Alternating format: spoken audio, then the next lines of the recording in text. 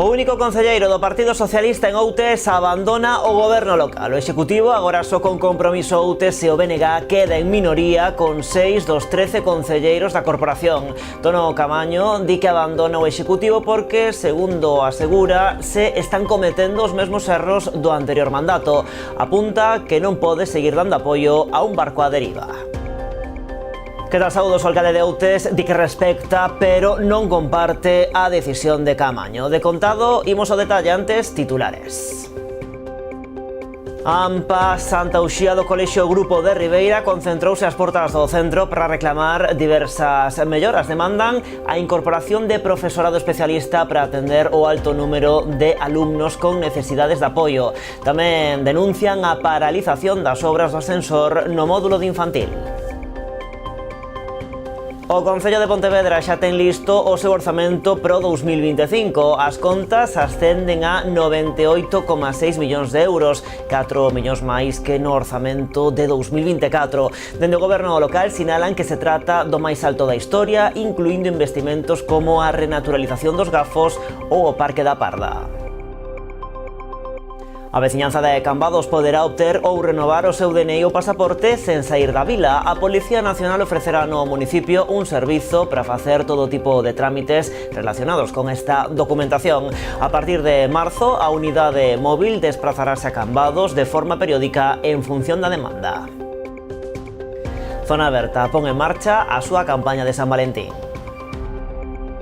O colectivo de comerciantes e hostaleiros de Vilagarcía sorteará polo Día dos Namorados unha cea para 2 persoas. Ademais, en colaboración co Concello de Vilagarcía, vais instalar un fotocall cun gran corazón para que a xente poida sacar fotos. Vai estar na Praza de Galicia.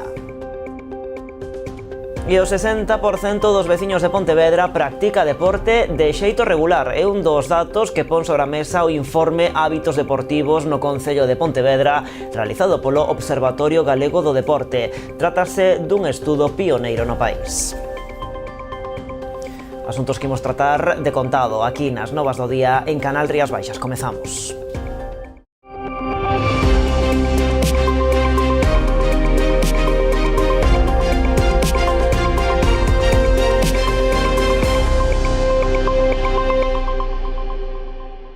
O concelleiro do PSOE en Outes, Tono Camaño, abandona o goberno municipal que agora queda en minoría con Compromiso Outes e BNG, con 6 dos 13 concelleiros que ten a corporación municipal.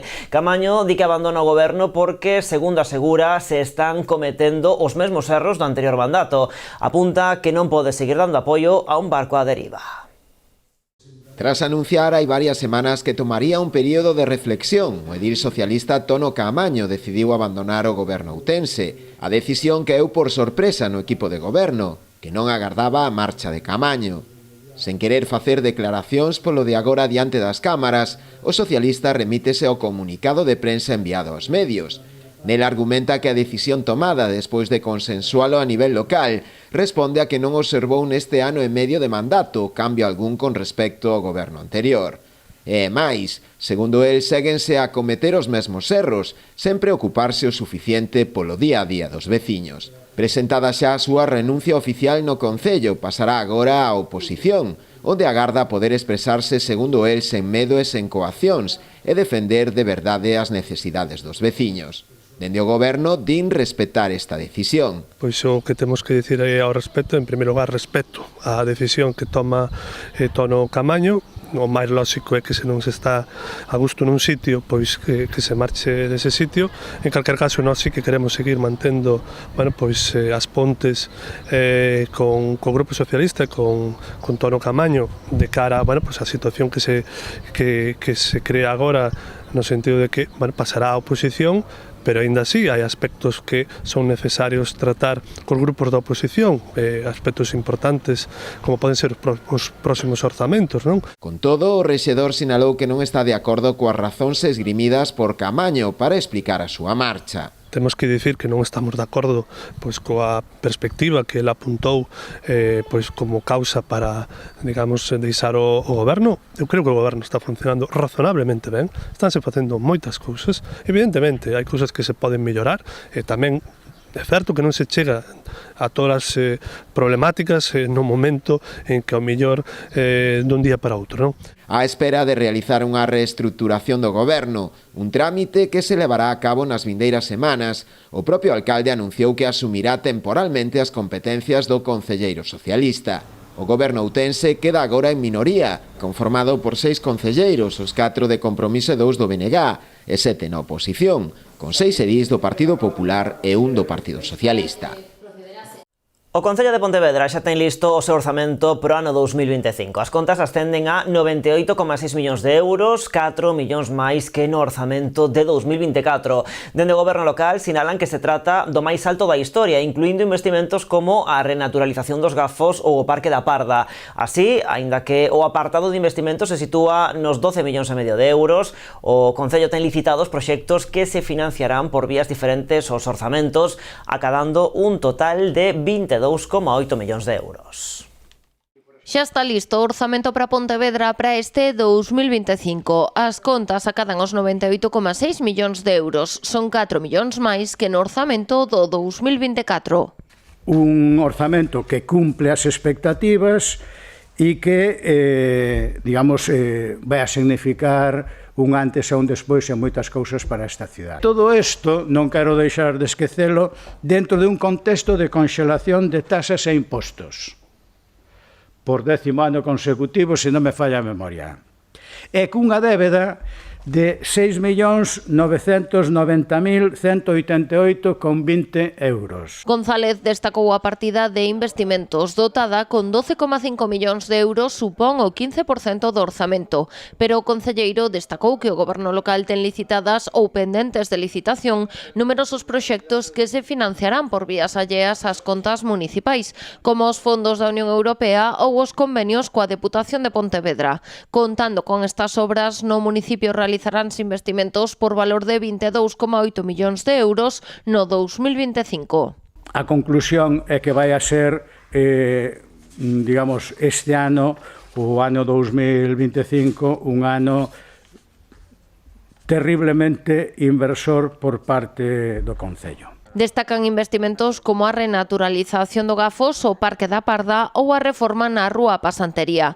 Volvendo aos orzamentos, o apartado que máis sube o de bens e servizos, o do gasto corrente. Inclúe cuestións como o novo contrato de residuos ou a suba do canon de Sogama.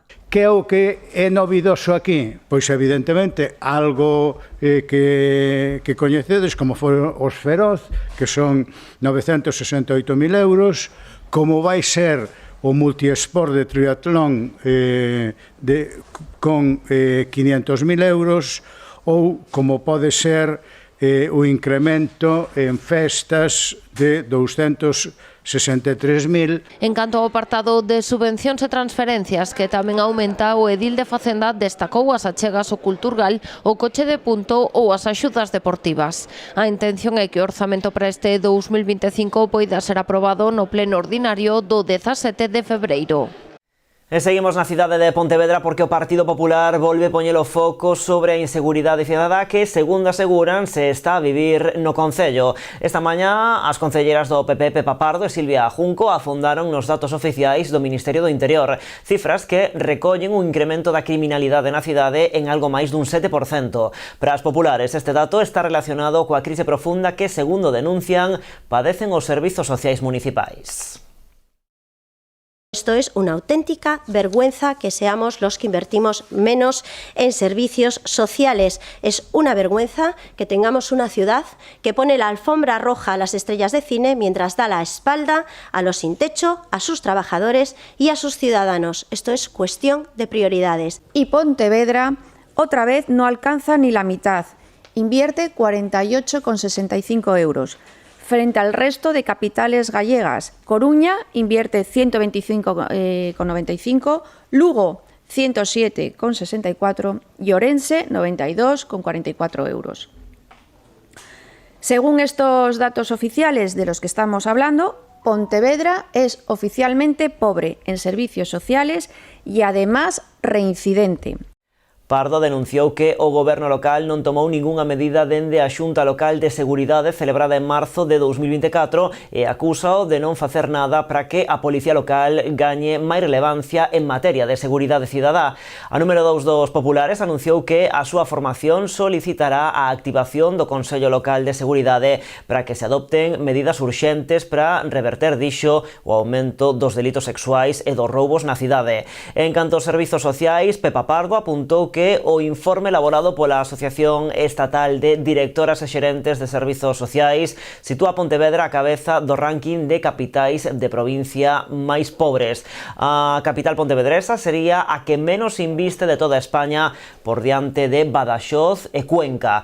En cifras concretas, o Concello de Pontevedra só destina case 49 euros por habitante, cando o organismo considera que o nivel de excelencia se sitúa nun gasto de 100 euros por veciño.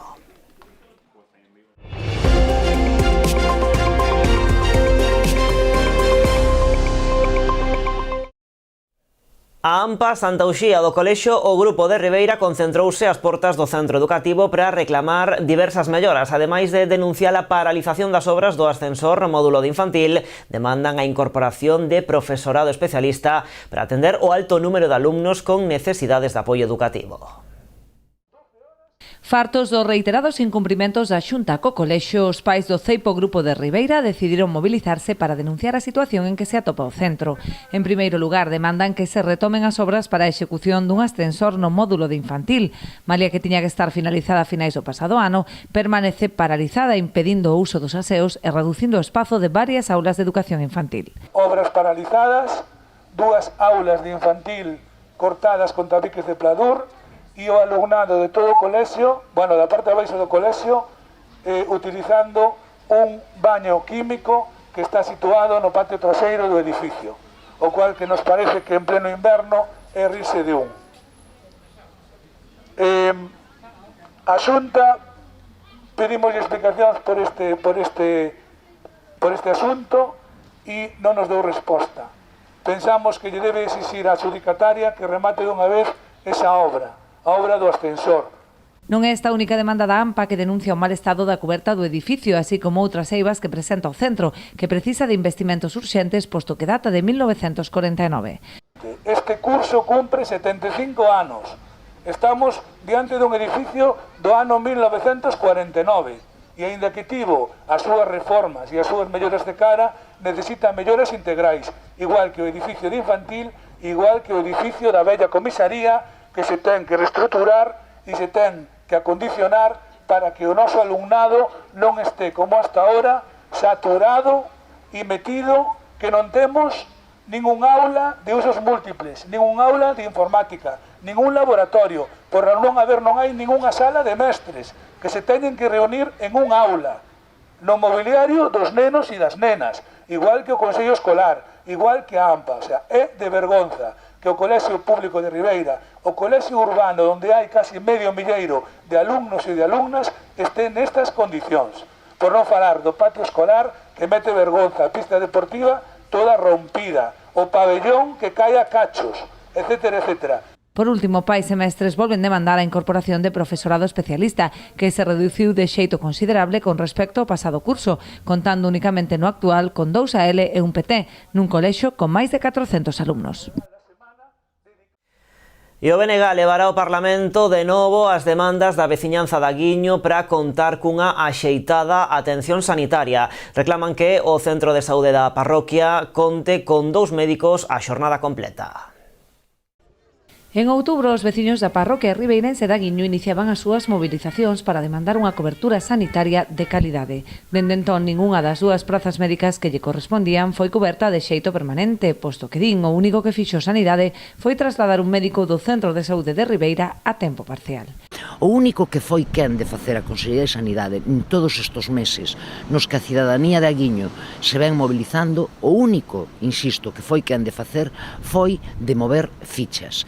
Mover algún médico ou algunha médica de Ribeira para aquí en horas determinadas e en días determinados. Cuestión, evidentemente, que convirte a atención sanitaria en un auténtico caos porque os pacientes non saben ou saben que só teñen uns días, só teñen unhas horas, con médicos diferentes, en fin, que non está coberta como debera. 2 médicos que ten este centro, ou que debería ter, mellor dito, este centro de Aguiño e que en este momento pois non ten ningún. Na iniciativa parlamentaria que se debaterá a próxima semana inclúen tamén a precaria situación en que se atopa o Centro de Saúde de Ribeira, con 5 médicos menos dos que ten asignados.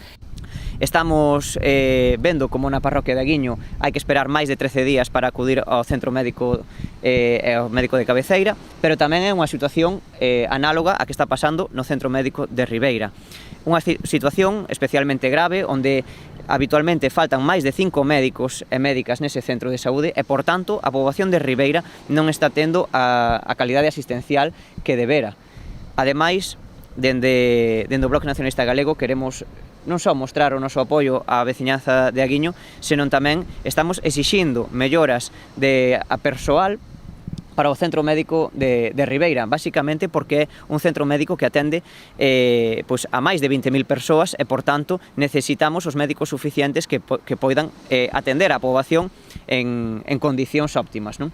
Ademais de levar as demandas da veciñanza ao Parlamento, os nacionalistas seguirán a apoiar as súas mobilizacións. Xunto coas concentracións de todos os venres, está prevista unha gran manifestación polas rúas de Aguiño o sábado 15 de febreiro a partir das 5 da tarde. Cambiamos de asunto. Susto esta mañá nunha mercería de Vilagarcía. Unha traballadora resultou ferida ao caer dunha escaleira. A muller foi trasladada nunha ambulancia a un centro hospitalario. Ademais dos efectivos sanitarios, o accidente mobilizou efectivos da Policía Local, Emerxencias de Vilagarcía e a Policía Nacional. Os feitos aconteceron contra as 11:30 desta mañá neste establecemento situado na céntrica rúa Edelmiro Trillo de Vilagarcía. O 60% dos veciños de Pontevedra practica deporte de xeito regular. É un dato que se desprende dun informe do que falaremos despois da publicidade.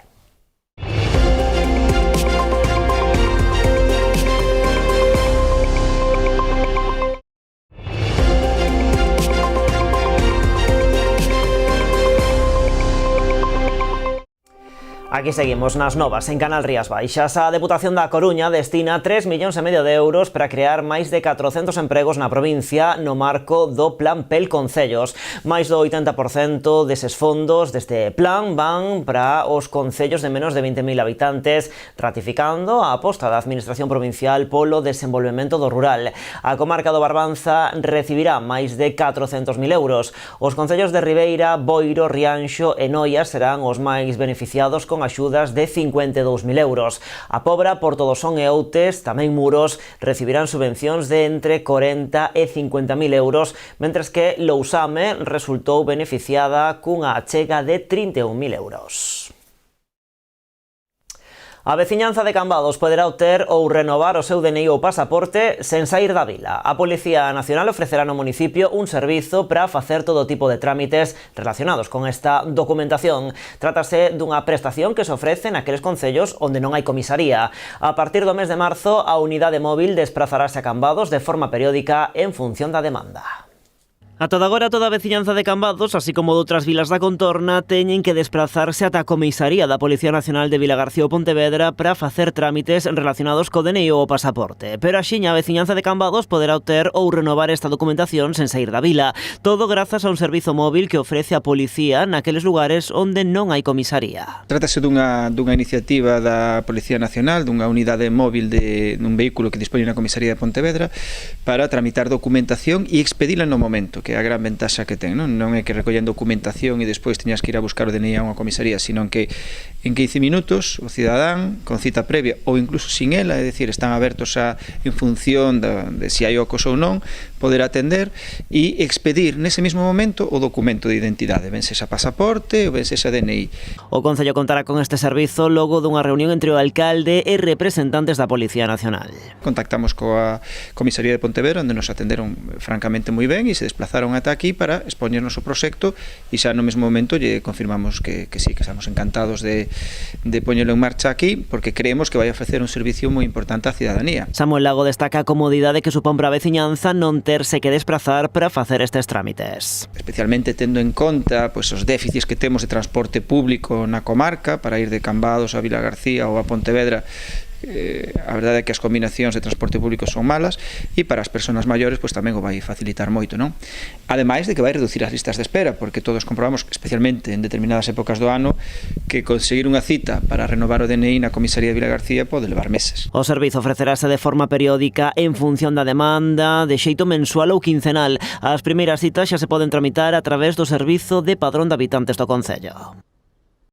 E o Concello de Boiro recolleu ao longo do ano pasado preto de 43.000 kilos de roupa e calzado. Son 3.000 kilos máis ca no 2023. Estes residuos textiles foron depositados nos contedores instalados en varios puntos do municipio a través dun convenio de colaboración con Cáritas Diocesana de Santiago. Os puntos de recollida atopanse na Praza da Mancomunidade, na Igrexa de Santa Baia, na Rúa Principal, na Estrada Xeral de Cabo de Cruz e en Escarabotiño. Aproximadamente a metade do calzado da roupa recollida son reutilizables, mentres que o 38% destinarase a reciclaxe. Todo o material recollido é trasladado á planta da que dispón a empresa para a súa clasificación.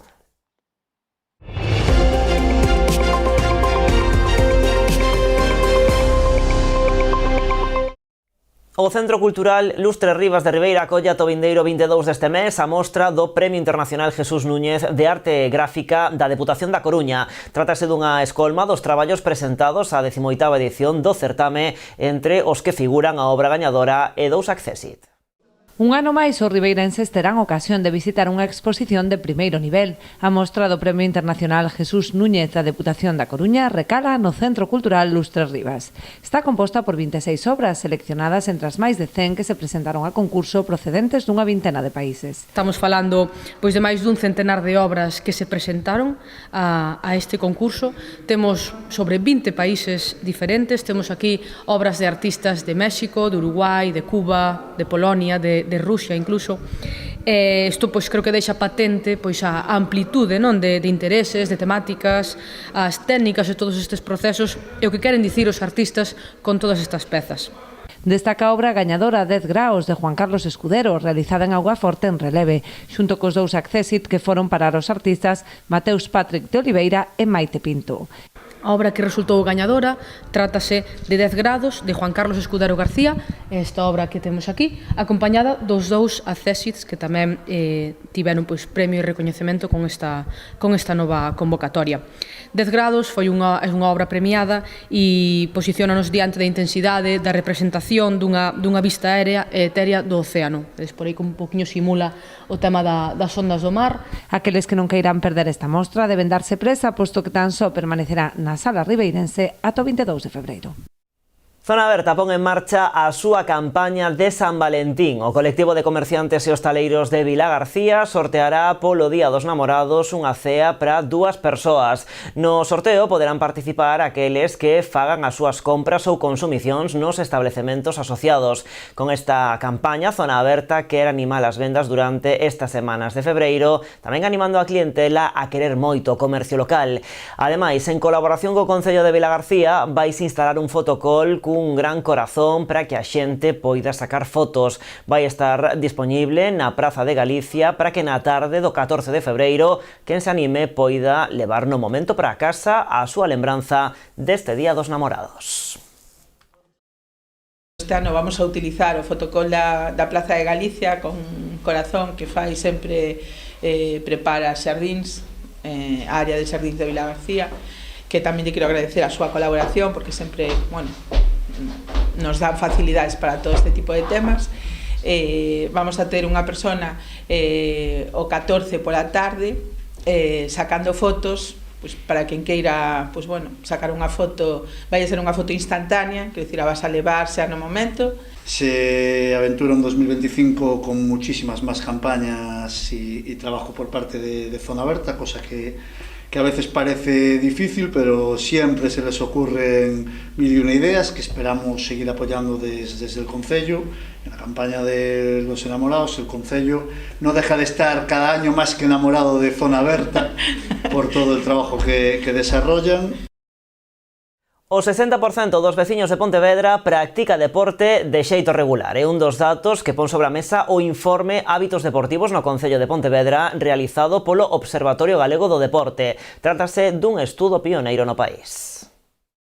Que tengáis una referencia, el dato de práctica de actividad física deportiva en Pontevedra del 59,4% está comparativamente en los términos de los 5 países de Europa que más práctica de actividad física deportiva tienen, que son Finlandia, Dinamarca, Suecia, Luxemburgo y Holanda. ¿Vale? Ahora mismo Pontevedra está a los niveles de los 5 países con más práctica de actividad física deportiva entre su población. El objetivo es meterse también entre los 5 países con menos inactividad física entre su población. El hacer un modelo de movilidad urbana como tiene Pontevedra provoca que la gente camine. Y solo eso ya es muy importante para hablar de la salud de las personas, ¿no? Si a eso añadimos cosas, programas como el Metro Minuto, como que los niños puedan ir al colegio de forma segura y para ello van andando, no en el coche con sus padres, como las inversiones en instalaciones al aire libre, sobre todo, que hacen que la ciudad sea una ciudad deportiva, como esta última que se inauguró el año pasado, cerca del Puente de los Tirantes. Unha das metas nas que traballa a entidade deportiva é fomentar o deporte e a súa práctica para poder chegar ata os 2 millóns de galegos neste eido. O estudo achega diferentes datos sobre a relación da veciñanza de Pontevedra coa práctica deportiva e a saúde. Por exemplo, máis do 50% da poboación camiña máis de 30 minutos seguidos ao día os 7 días da semana. En canto á práctica deportiva regular, a media de case o 60% sitúa a Pontevedra moi por riba dos datos do Estado de Galicia. Das persoas que formaron parte da enquisa, un 40% recoñeceu practicar deporte coa saúde como principal motivación.